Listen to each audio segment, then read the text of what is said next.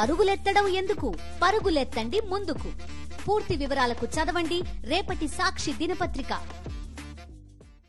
తెలంగాణలో అధికార విపక్షాల మధ్య విగ్రహాల వివాదం రగులుతోంది.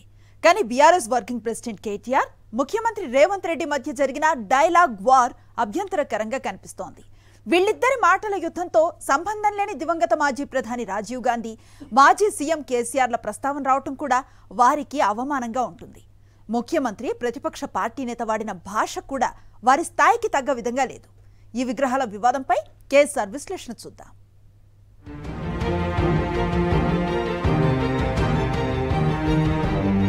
ఇక నాకు మంచి మాటలు రావు కానీ ఒక్క మాట అయితే చెప్పదలుచుకున్నా. ఎవడైనా శాతనైతే వచ్చి రాజీవ్ గాంధీ విగ్రహం మీద చేయి పెట్టారు బిడ్డ, చెప్పు దిగకపోతే చూస్తా నేను. నీ అయ్యా విగ్రహం కోసం, దేశం కోసం ప్రాణాలు ఇచ్చిన రాజీవ్ గాంధీ విగ్రహాన్ని తీస్తావా నువ్వు? నీకు అధికారం అనేది కళలో మాట, కళలో కూడా నీకు అధికారం రాదు. 4 ఏళ్లలో మళ్ళీ కేసీఆర్ గారి నాయకత్వంలో తిరిగి తెలంగాణలో ప్రభుత్వం కూడా మనది ఏర్పడుతుంది. ఏర్పడ్డ తర్వాత వెంటనే తప్పకుండా రాజీవ్ గాంధీ గారి విగ్రహాన్ని అక్కడి నుంచి సకల మర్యాదలతో తొలగిస్తాం. అక్కడి నుంచి వారు కాంగ్రెస్ వారు ఎక్కడికి కోరుకుంటే అక్కడికి తరలిస్తాం. అక్కడ మాత్రం ఖచ్చితంగా తెలంగాణ తల్లి విగ్రహాన్ని పెడతాం. తెలంగాణలో విగ్రహాల పేరుతో సాగిన రగడ చాలా అభ్యంతరకరంగా ఉంది. సీఎం రేవంత్ రెడ్డి కానీ, బీఆర్ఎస్ వర్కింగ్ అధ్యక్షుడు మాజీ మంత్రి కేటీఆర్ కానీ ఇద్దరూ నోటుకొచ్చినట్లు మాట్లాడుకోవడం పద్ధతిగా లేదు. తెలంగాణ సచివాలయం ఎదుట రాజీవ్ గాంధీ విగ్రహం ఏర్పాటు చేయాలని రేవంత్ ప్రభుత్వం తలపెట్టింది. దాన్ని కేటీఆర్ వ్యతిరేకించారు. రాజీవ్ గాంధీ విగ్రహాన్ని తొలగించి తెలంగాణ తల్లి విగ్రహాన్ని పెడతామని ప్రకటించారు. దీనిపై రేవంత్ సహా కాంగ్రెస్ నేతలు స్పందించారు.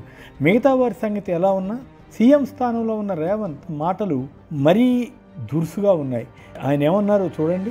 నీ అయ్య విగ్రహం కోసం, దేశం కోసం ప్రాణం ఇచ్చిన రాజీవ్ గాంధీ విగ్రహం తీసేస్తావా? నీకు అధికారం అనేది కలలో మాట. రాజీవ్ గాంధీ విగ్రహం దగ్గరకు పోతే వీపు చింతపండు అవుతుంది. రాజీవ్ గాంధీ విగ్రహం తీయటానికి తారీఖు చెప్పు, మా జగ్గన్నకు చెబుతా, ఆయన వచ్చి అక్కడ ఉంటాడు, అప్పుడు తెలుస్తుంది అంటూ అక్కడితో ఆగకుండా రాజీవ్ గాంధీ విగ్రహాన్ని ముట్టుకుంటే చెప్పు, తెగకపోతే చూస్తా అని హెచ్చరించారు. కేటీఆర్ అసలు ఈ వివాదాన్ని లేవనెత్తాల్సిన అవసరం లేదు. ఒకవేళ అభ్యంతరం ఉంటే రాజీవ్ గాంధీ విగ్రహం అక్కడ పెట్టవద్దని, తెలంగాణ తల్లి విగ్రహం ఏర్పాటు చేయాలని చెప్పవచ్చు. ఇప్పటికే మేధావులు పలువురు ఆ తరహా సూచన చేశారు. అంతవరకు ఆగకుండా కేటీఆర్ ఏకంగా రాజీవ్ విగ్రహాన్ని అధికారంలోకి వస్తే తొలగిస్తామనంటూ కాంగ్రెస్ను రెచ్చగొట్టారు. ఆ తర్వాత రేవంత్ రెడ్డి మరీ అన్యాయంగా కేసీఆర్ ప్రస్తావన తెచ్చి అవమానించిన తీరు అస్సలు బాగోలేదు. పొద్దున్నుంచి రాత్రి వరకు తాగి ఫామ్ హౌస్లో పొరలాడే కేసీఆర్ విగ్రహం సచివాలయం ముందు ఉండాలా అంటూ దారుణంగా మాట్లాడారు. అంతేకాక వాళ్ళ అయ్య పోయేదెప్పుడు, వీడు పెట్టేదెప్పుడు అంటూ పరుష భాష వాడడం ఏమాత్రం సరికాదు. ఇది ఆయన హోదాకు తగదు. ఈ టీఆర్ఎస్ సన్నాసులకు నేను చెప్పదలుచుకున్నా, ఆ సన్నాసి దుఃఖం బాధ ఏందని నేను కనుక్కుంటే అక్కడ వాళ్ళ అయ్య విగ్రహం పెడదాం అనుకున్నాడట. వాళ్ళ అయ్య పోయేదెప్పుడు, వీడు పెట్టేదెప్పుడు అక్కడ విగ్రహము. ప్రతిపక్షంలో ఉన్నప్పుడు రేవంత్ ఎట్లా పడితే అట్లా మాట్లాడి హైలైట్ అయ్యేవారు.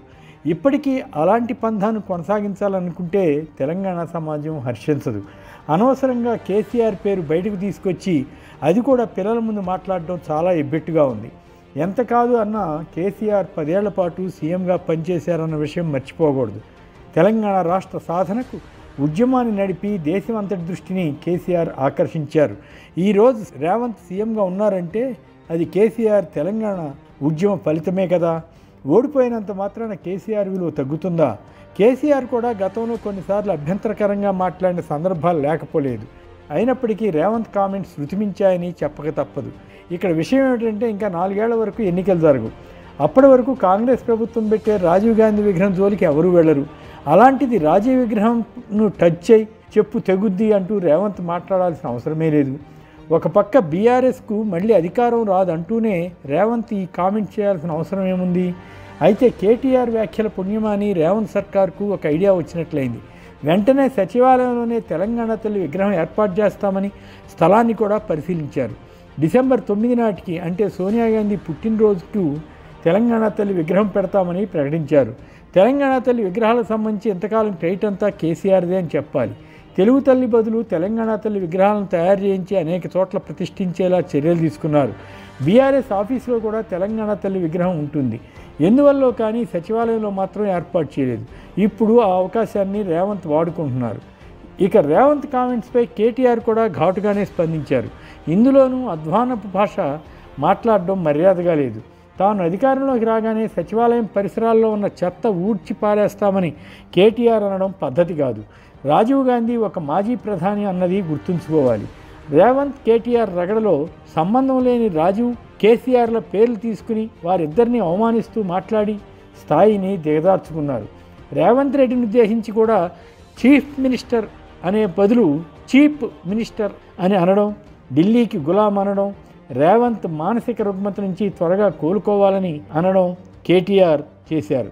మిగతా విషయాలు ఎలా ఉన్నా సచివాలయం పరిసరాల్లో చెత్త ఊడ్చేస్తామన్న పదాన్ని వాడటం కేటీఆర్ తప్పైతే కేసీఆర్ను ఉద్దేశించి అనుచిత వ్యాఖ్యలు చేయడం రేవంత్ తప్పని చెప్పాలి. అధికారం కోల్పోయిన దుగ్ధ కేటీఆర్కు ఉండవచ్చు. అయినా ఆయన కొంత సమయం పాటించి ఉంటే వివాదం ఇంతదాకా వచ్చేది కాదు.